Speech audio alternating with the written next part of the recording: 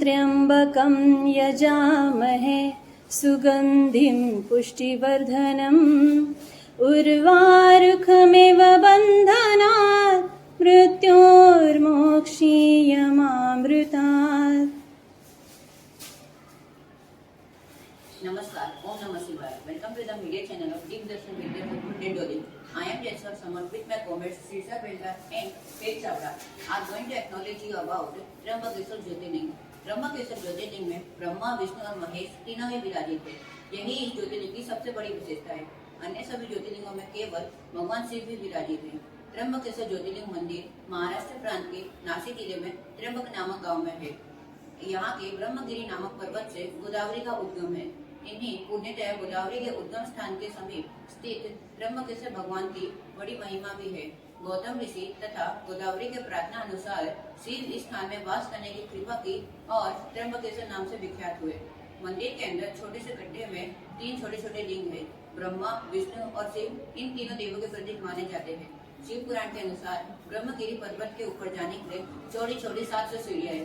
इन सीढ़ियों पर चढ़ने के बाद रामकूट और लक्ष्मणकूट मिलते हैं और शिखर पर पहुंचने पर गौमुख से निकलती हुई गोदावरी के दर्शन होते हैं। त्र्यंबकेश्वर मंदिर काले पत्थरों से बना है। इसका स्थापत्य बहुत ही अद्भुत है। इस गिरी को शिव का साक्षात रूप माना जाता है। कहा जाता है प्राचीन काल में त्र्यंबक गौतम ऋषि की तपोभूमि थी। अपने ऊपर लगे गौ हत्या के पाप से मुक्ति पाने के लिए गौतम ऋषि ने कठोर तप कर शिव से गंगा को यहाँ अवतरित करने का वरदान मांगा। फलस्वरूप दक्षिण की गंगा अर्थात गोदावरी का उद्गम हुआ। उज्जैन और ओंकारेश्वर की तरह ही त्र्यंबकेश्वर महाराज को इस गांव का राजा माना जाता है। इसलिए हर सोमवार को त्र्यंबकेश्वर के राजा प्रजा का हाल जानने के लिए नगर भ्रमण के लिए निकलते हैं। धन्यवाद। अब त्र्यंबकेश्वर मंदिर की पौराणिक कथा बताने के लिए मैं शीर्षा को बुलाना चाहता हूँ। ओम नमः शिवाय। यह ज्योतिर्लिंग की स्थापना के विषय में शिव महापुराण में यह कथा वर्णित है। एक बार ऋषि गौतम के तपोवन में रहने वाली ब्राह्मणों की पत्नियां उनकी पत्नी अहिल्या से नाराज हो गई। उन ब्राह्मणों ने अपनी पत्नियों को ऋषि गौतम का अपमान करने के लिए प्रेरित किया, किंतु उनकी पत्नियां नहीं मानी। इसी निमित्त उन्होंने श्री गणेश की आराधना की। उनकी आराधना से प्रसन्न होकर गणेश जी प्रकट हुए और उनसे वर मांगने को कहा।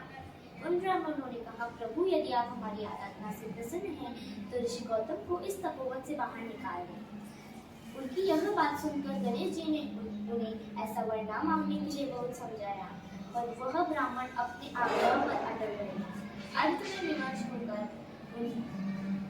में विमर्श होकर गणेश जी को उनकी बात माननी पड़ी। वह एक दुर्बल गाय का रूप लेकर ऋषि गौतम के खेत में जाकर रहने लगे।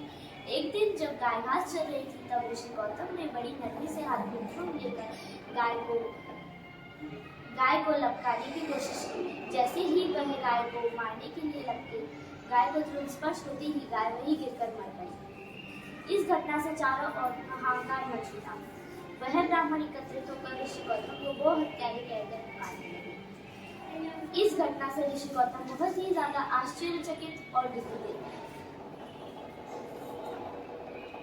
उन ब्राह्मणों ने कहा, तुम्हारे लिए यही अच्छा होगा कि तुम अपनी पत्नी के साथ यहाँ से दूर जाकर रहो। ऋषि गौतम विवश होकर अपनी पत्नी अहिल्या के साथ कुछ दूर जाकर रहने लगे, पर उन ब्राह्मणों ने उनका वहां भी रहना दुर्गम कर दिया।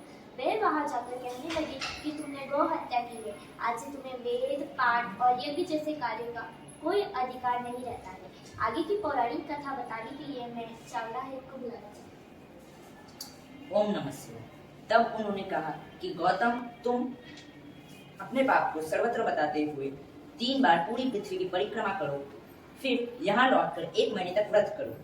फिर ब्रह्मगिरी की 101 परिक्रमा करने से तुम्हारी शुद्धि होगी, अथवा गंगा जी को यहाँ लाकर उनके पवित्र जल से स्नान करके 1 करोड़ पार्थिव शिवलिंगों से उनकी आराधना करो।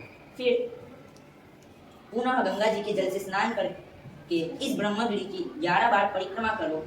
फिर इन पार्थिव शिवलिंगों को 100 घड़ों के पवित्र जल से स्नान कराने से तुम्हारा उद्धार हो। ब्राह्मणों के कथा अनुसार महर्षि गौतम ने सारे कार्य पूरे कर अपनी पत्नी के साथ पुनर्तः तल्लीन होकर शिव जी की आराधना करने लगे। जिससे प्रसन्न हो शिव जी वहां प्रकट हुए और उन्होंने उनसे वर मांगने को कहा। तभी महर्षि गौतम उनसे कहते हैं कि हे प्रभु, मैं बस इतना ही चाहता हूँ कि आप मुझे गौ हत्या के पाप से मुक्त कर दें।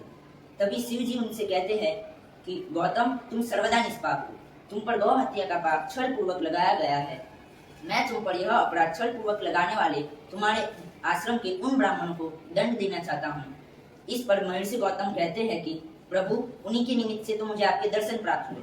अब उन्हें मेरा परम हित समझकर उन पर क्रोध ना करे। बहुत से ऋषियों, मुनियों और देवगणों ने वहां एकत्र हो गौतम की बात का अनुमोदन करते हुए शिव जी से वहां सदैव निवास करने की प्रार्थना की और शिव जी ने उनकी बात मानकर वहां त्र्यंबकम ज्योतिर्लिंग से स्थापित हो गए। गौतम जी की लाई हुई गंगा भी वहां गोदावरी के नाम से प्रवाहित होने लगी। यह ज्योतिर्लिंग समस्त पुण्यों को प्रदान करने वाला है। धन्यवाद। हर हर महादेव।